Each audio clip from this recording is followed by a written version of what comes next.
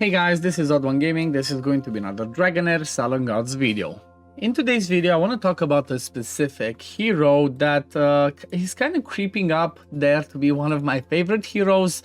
And honestly, I guess for Season 4, he does rank up there. He's definitely one of my favorite ones. Maybe for Season 4, he is my favorite hero. And the one that I'm talking about is going to be Vector, right? And I kind of want to make a video on it today to try and make a video spotlight about him, what you should build him, what artifacts you should give him, all of that cool stuff. And honestly, the reason why I decided to talk about him is because from my point of view, Vector is arguably the best, if not one of the best, champions to use everywhere, right? He's, you know what, I'm just gonna call it, Victor is the MVP of Season 4, okay?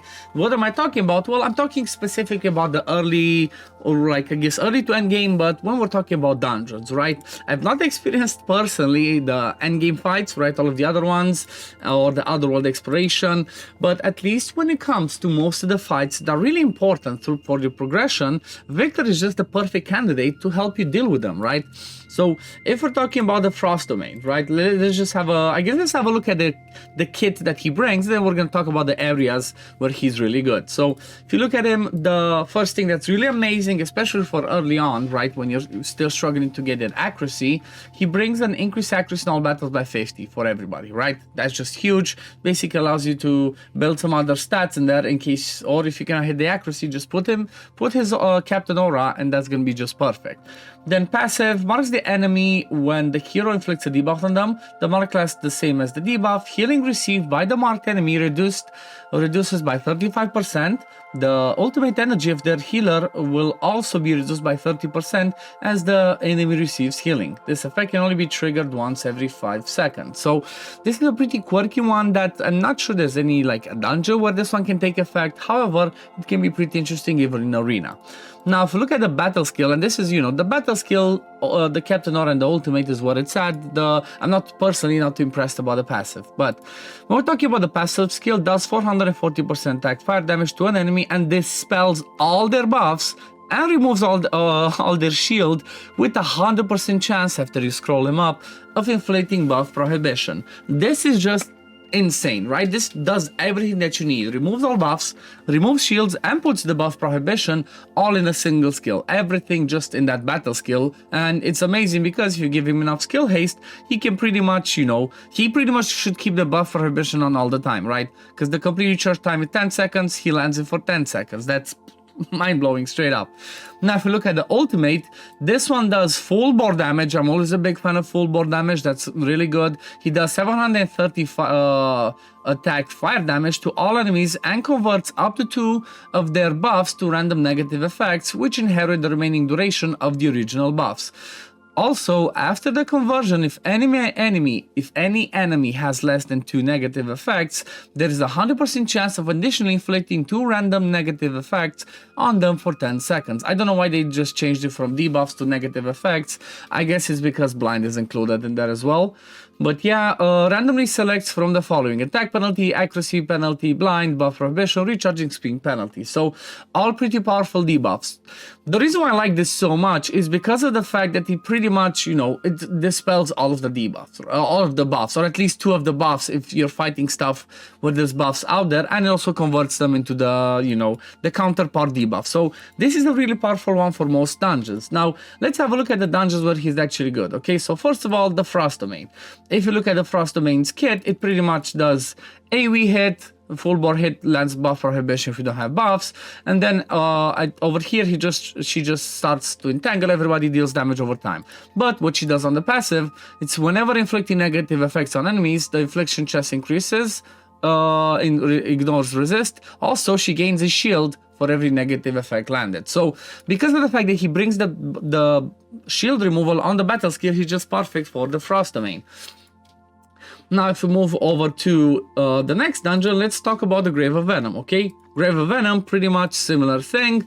Okay, it does full bore damage, but over here on this one, deals damage, grants shield to all allies. Each time one of the shields is broken, then the Harpy receives max HP damage. So considering the fact that he can always remove, it's not full bore, but he can always remove the one target, which should be the Harpy, he will always remove the shield of the Harpy, and that's just perfect. Also, the fact that the way that the Harpy works, you want to try and have as many debuffs on her, otherwise this is gonna attack at random and it can kill somebody else and not target your tank. So this is where, again, like I said, if the monster has less than 2 debuffs when casting this skill, the target will be changed to a random enemy, okay?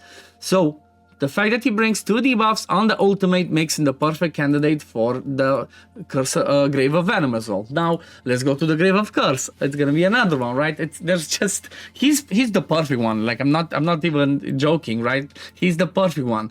Over here, the first one, the boss from the Grave of Curse, dispels all debuffs and then puts 3 buffs on itself. Guess what? He comes with A2, removes everything and puts buff prohibition. On the second one, steals 2 buffs. Well, if he puts the buff prohibition, the boss cannot steal them. He just removes them, but he doesn't put those buffs on himself. And then over here, he deals damage and then the stun. He doesn't have the shield anymore, but because he has lots of buffs and buff stealing, it's a perfect candidate for this one as well, especially because each debuff inflicted reduces the recharge speed by 10%, right? So not only can he bring 2 debuffs on the ultimate, right? Victor can do that, but he also brings the third one, the buff prohibition on the battle skill. He's just the perfect one for this. Now, what's the next one? Okay, I think the Grave of Wrath, honestly, I've not perfectly looked at it, but I don't think for Grave of Wrath, it's like the only dungeon that, like, you know, the gear dungeons where he doesn't bring much to help with that. Yeah, because over here you basically need buff removers, you need to, what's it called? You need buff removers, you need to put attack penalty on the boss, cleanse yourself, and all of that stuff. So what does this one say about shield? Inflicts corrosion that equals damage on other enemies without shields. Okay, so in this one's different, Victor's not good. However, if we move over to the next ones, right, we're talking about the runes. Heretical Ruins, let's see what can Victor do over here. Well, in Heretical Ruins, the boss, when he summons, if he summons at least one of the minions, the boss puts invisibility, and all the damage the boss takes while under invisibility is converted to heal. Another spot, Victor is perfect. Removes that buff, and then it's just amazing. Again, control immunity, you can remove that.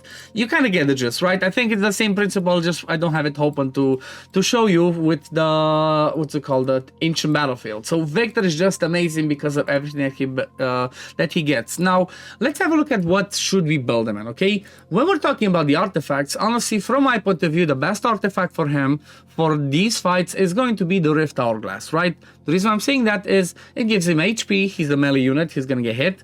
It gives him accuracy, which he needs for the debuffs, and also it gives him skill haste, which means he's going to be rotating that battle skill and that ultimate so much that just the Hourglass is the ideal artifact from my point of view. You could argue, I guess, maybe going Witch's Remains, but still, Witch's Remains you prefer to put on people that do several hits on their ultimate, okay? But at the end of the day, if you don't have that one, just whichever makes most sense for you. Maybe you could even go with like the Rascal Slingshot if you want to get him some damage, right?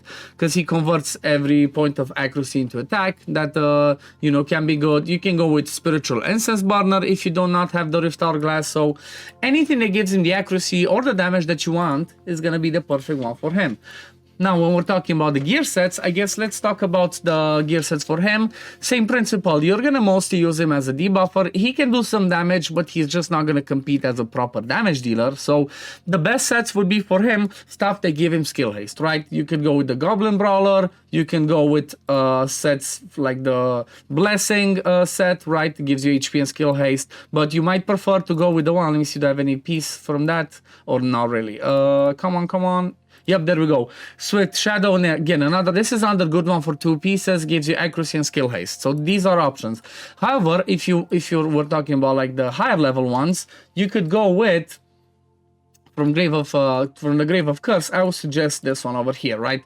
The Cyril's Whisper, right? When the wearer successfully inflicts a debuff, all allies gain additional 15% attack for 10 seconds, right? Which means you don't necessarily need to use the ultimate, but because he brings debuff on the battle skill and on the ultimate, he should pretty much keep that attack up on all the time. So Cyril's Whisper is gonna be the ideal set for him from my point of view. And then if you don't want to go with that, then you could try and go with the damage one. I guess the other good one could be the Emissary's Wisp, right? Gives you attack, gives you skill haste, and then he gets a damage bonus of up to 20% every time he uses his ultimate.